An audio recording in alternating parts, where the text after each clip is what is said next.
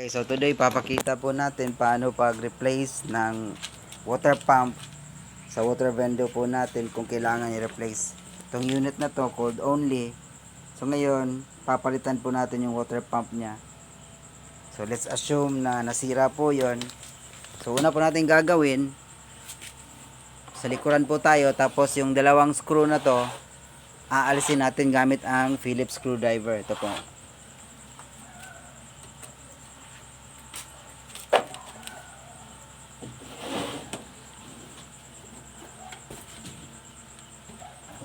Okay, so once naalis na po ang dalawang screw na yan, ito may takip sa taas, pihitin po natin papunta sa left para matanggal. Yan. Kasi lock niyan papunta sa right eh. Naka-lock yan ngayon. So alisin natin punta sa left tapos buhatin pataas.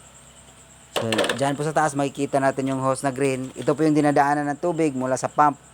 So wag po natin kalimutan na pagka nag-assemble tayo ng unit, dapat nakabalik siya dito. Ayan, may butas po yung sa dalawang gilid.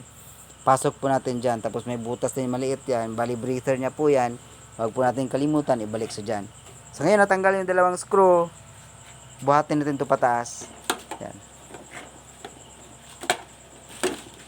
Ayan. So buhatin lang po pataas. Bali sa front po nito, bali nakaipit lang po siya. Wala na po yung screw sa harapan. So buhatin lang po pataas. So once naalis na po yung top cover, ayan, itabi lang po natin konti, may wire yan sa tagiliran. So ngayon, again, wag natin kalimutan, later on ibabalik natin ito sa original na posisyon niya. So ngayon, nakita natin yung harapan niya. So aalisin po muna natin itong dalawang screw na to.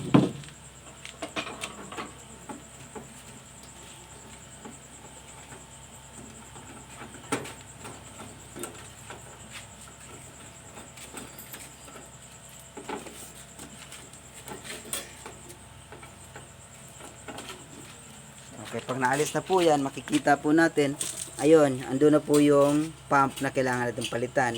Pero may hirapan tayo dito na alisin yan. Kaya, kung gusto natin na mas komportable yung paggawa natin, ialisin natin sa harapan.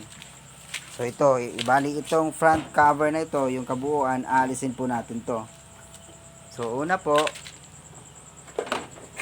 para maalis, kasi may gripo po siya dito, ayan, aalisin po natin, turn left po yan. So hahawakan po natin din sa loob, ayan, hawakan po natin yan, yung gripo na yan, para di sumama sa pag-ikot. Tapos turn left natin yung gripo ngayon.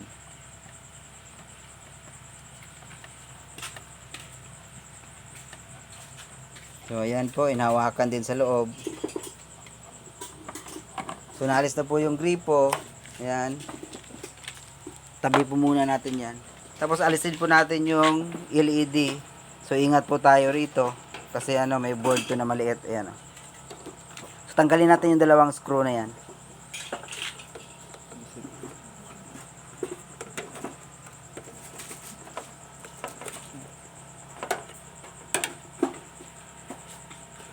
Alisin nyo po muna. Kung mahihirapan kayo dito na unahing alisin yan, itong apat na muna alisin natin. Yan. Yan po. So may apat na screw po dyan. Yan.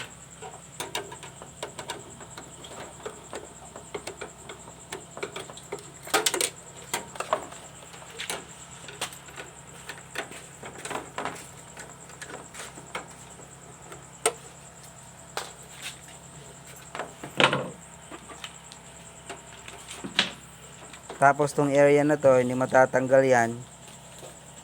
Hanggat kailangan pa kasi alisin to. Apat na to eh. Para maalis natin yung screw sa baba. Yan. Yung screw na yan, kailangan nating alisin muna tong cover na to. So alisin na natin yung apat na screw dito. Yan po.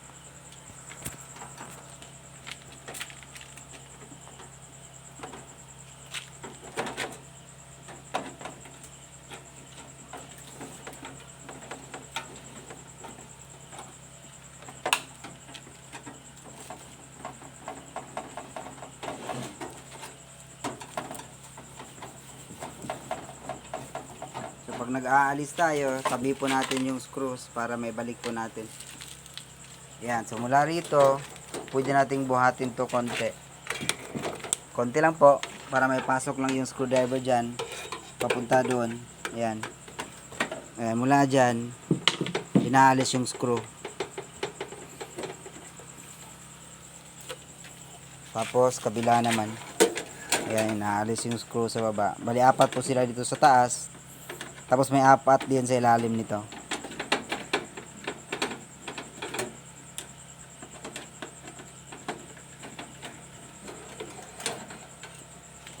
Okay, so mula dito, aalisin naman po natin yung screw na nasa ilalim. Ayan. Bale, yung screw na yan na tinutukoy ko, kung titignan natin sa harapan, tatansyahin natin. Bale, nandito po yan. Yan. Pero kailangan sundutin mula sa likuran. Bale, yung screw na yan nandito nakalagay po. So, kabilaan po yan, 4. So, yan yung aalisin natin ngayon. So, yan, pinapasok yung screwdriver. Tapos, yan, inaalis yung screw na yan. So, bali, screw po yan sa front cover.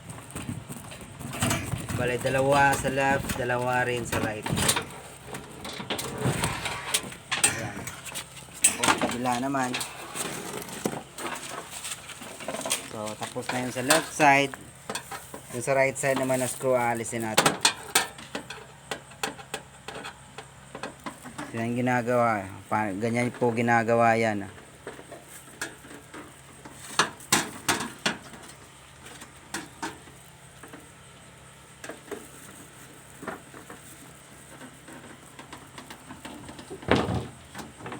Actually, kahit dito, kung komportable na kayo, pwede nyo nang palitan yung pump eh.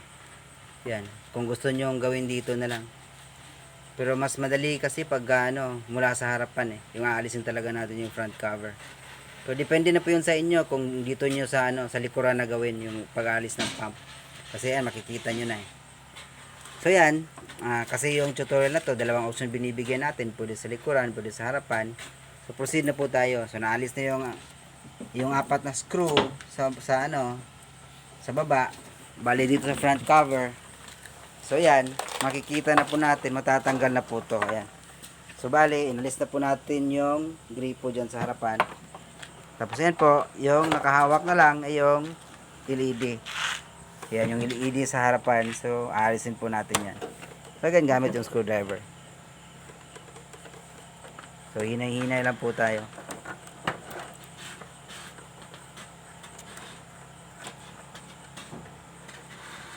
Ayan. So, itabi po natin to. Yan.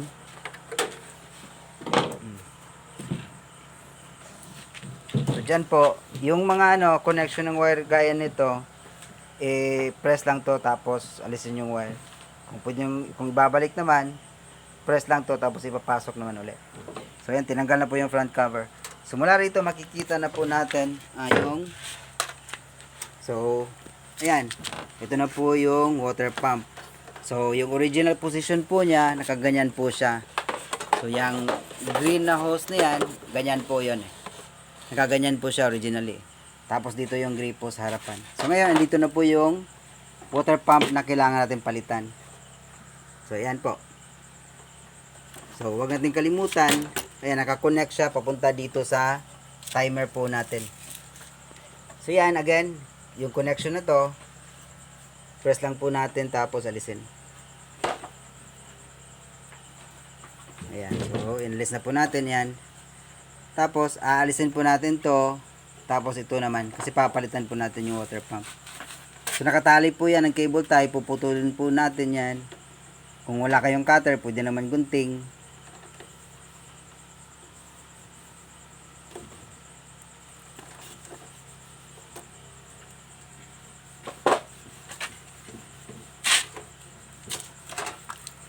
Ayan, naalis na po. Tapos tumutuloy yung tubig. So normal po yan. Kasi may natira sa pump eh. Tapos yun, naalisin naman natin to. Dahan-dahan lang po. Baka mapunit yung hose eh. Ayan, silicone hose yan. Pero handle with care lang po tayo. Baka mapunit eh.